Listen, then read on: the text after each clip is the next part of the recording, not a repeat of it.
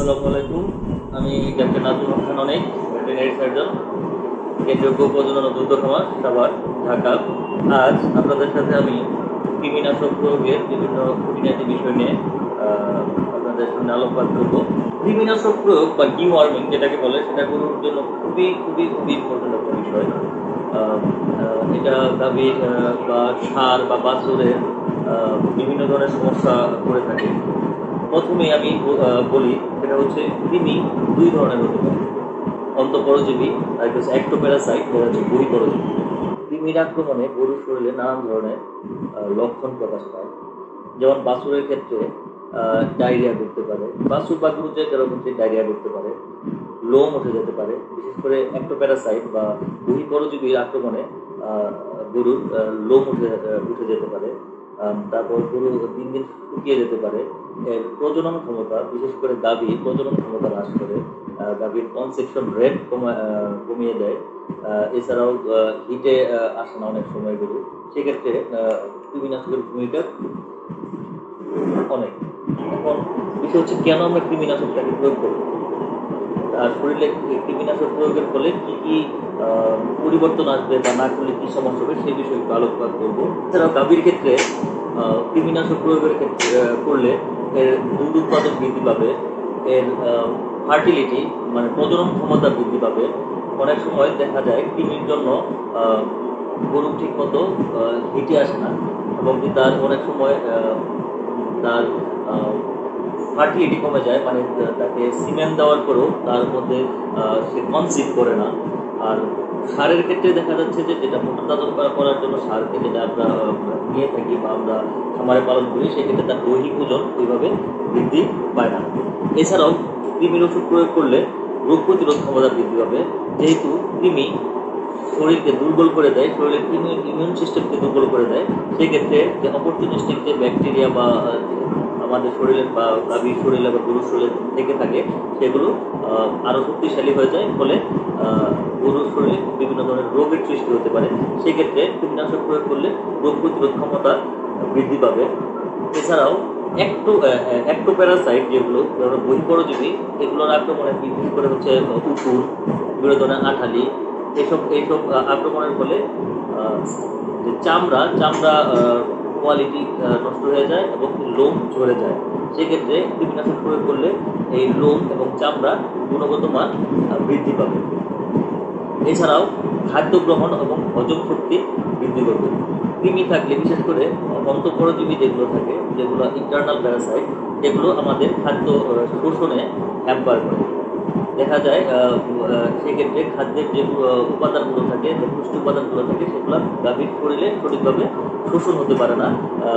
এই শোষণে কৃমিগুলো ব্যাঘাত ঘটায়। সেক্ষেত্রে খাদ্য গ্রহণ ও হজম ক্ষমতাও বৃদ্ধি হবে কৃমিনাশক প্রয়োগ করলে। এখন বিষয় হচ্ছে, আমরা কখন কিভাবে কৃমিনাশক প্রয়োগ করব। বাছুরের জন্মের 3 থেকে 4 সপ্তাহ পর থেকে কীটনাশক প্রয়োগ করা যায়।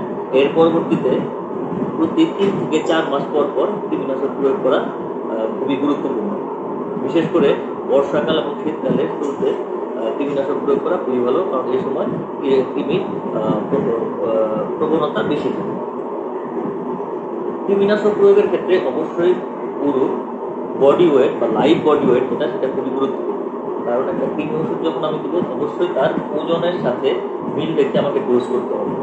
সেক্ষেত্রে একটা বড় গরুর ক্ষেত্রে যতটুকু লাগবে, তার থেকে ছোটো গরুতে কম লাগবে। বিভিন্ন খামারির ধারণা একটু ভুল থাকে, সেটা হচ্ছে তারা অনেক সময় শুধুমাত্র মাংসের হিসাবটা করে, কিন্তু না, একটা গরুর লাইভ বডি ওয়েট যেটা, মানে জীবন্ত অবস্থায় তার সারা শরীরের যে ওজনটা থাকবে, সেই ওজনটাকে কাউন্ট করে আমাকে কীটনাশক প্রয়োগ করতে হবে। সেক্ষেত্রে বিভিন্ন ধরনের কৃমিনাশক ওষুধ আমাদের বাজারে পাওয়া যায়, যেমন অ্যালবেন্ডাজল, ফেনবেন্ডাজল, আইভারমেকটিন, লিভামিজল, ক্লোরসোলন, নানান ধরনের ওষুধ পাওয়া যায়। সেক্ষেত্রে বাছুরের ক্ষেত্রে আমরা প্রথম অবস্থায় পাইপেরাজিন সাইট্রেট বা অ্যালবেন্ডাজল বা ফেনবেন্ডাজল দিয়ে আমরা কৃমির ডোজ করাতে পারি বা ডিওয়ার্মিং করাতে পারি। এর পরবর্তীতে ইনজেক্টেবল আইটেম এবং কিছু বোলাস আইটেম আছে কৃমিনাশক, সেগুলো আমরা অল্টারনেট করে চালালে আমার ক্ষেত্রে গরুর ক্ষেত্রে ভালো হয়। এক্ষেত্রে রেজিস্ট্যান্সের সম্ভাবনা কমে যায়। সবসময় একই উপাদান দিয়ে ডিওয়ার্মিং করা ঠিক হবে না, এক্ষেত্রে ওই ওষুধটা রেজিস্ট্যান্ট হয়ে যেতে পারে। সেক্ষেত্রে বিভিন্ন কৃমিনাশক দিয়ে যদি আমি অল্টারনেট করে প্রয়োগ করতে পারি, সেক্ষেত্রে রেজিস্ট্যান্সের এই ভয়টাও থাকবে না। সাথে সাথে গরুতে বিভিন্ন ধরনের যে প্যারাসাইটগুলো থাকে সেগুলো থেকে মুক্তি পাওয়া যাবে। যেমন গরুতে কলিজা কৃমি থাকতে পারে, ইভেন তার রুমেনে কৃমি থাকতে পারে, পাকস্থলীতে, ইভেন চোখেও থাকতে পারে। সেক্ষেত্রে আমরা যদি ব্রড স্পেকট্রাম অ্যান্থেলমেন্টিকগুলো ব্যবহার করি, সেক্ষেত্রে ভালো রেজাল্ট দেয়। এক্ষেত্রে আমরা লিভামিজল এবং ট্রাইক্লোবেন্ডাজলের যে একটা কম্বিনেশন আছে, এটা খুবই ভালো কাজ করে। আর এছাড়াও রয়েছে আইভারমেকটিন। আইভারমেকটিন একই সাথে ইন্টারনাল এবং এক্সটার্নাল দুইটা প্যারাসাইটের জন্য কাজ করে। এছাড়াও বাজারে পাওয়া যায় হচ্ছে আইভারমেকটিন প্লাস, যেটাতে আইভারমেকটিনের সাথে ক্লোরসোলন থাকে। এটি প্রয়োগ করলে লিভার ফ্লুকের ক্ষেত্রেও ভালো কাজ করে থাকে।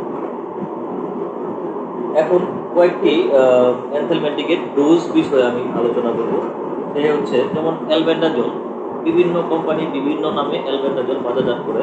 সেক্ষেত্রে আমরা ডোজের হিসাব করি 60 থেকে 80 কেজির জন্য একটা করে বোলাস করে থাকি। বাছুরের ক্ষেত্রে হাফ দিতে পারবো।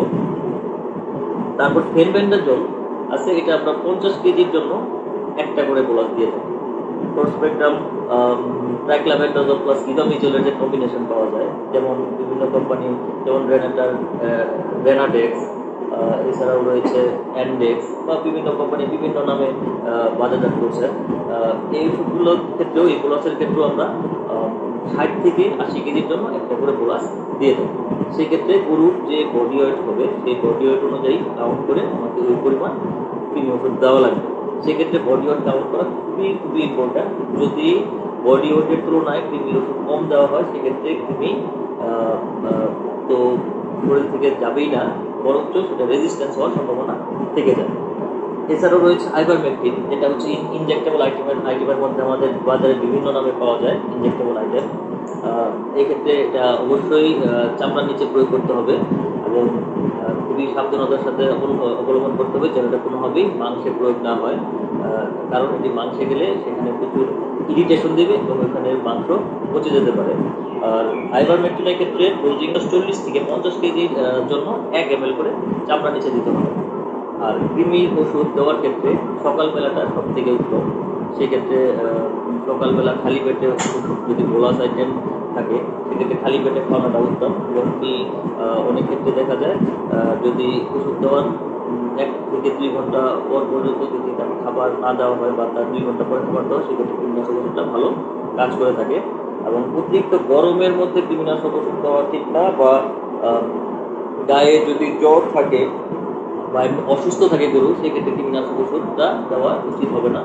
সর্বোপরি একটি খামারের জন্য কৃমিনাশক বা রেগুলার ডিওয়ার্মিং খুবই গুরুত্বপূর্ণ, যাতে খামারের উৎপাদনশীলতা বৃদ্ধি পাবে এবং খামারি লাভবান হবে।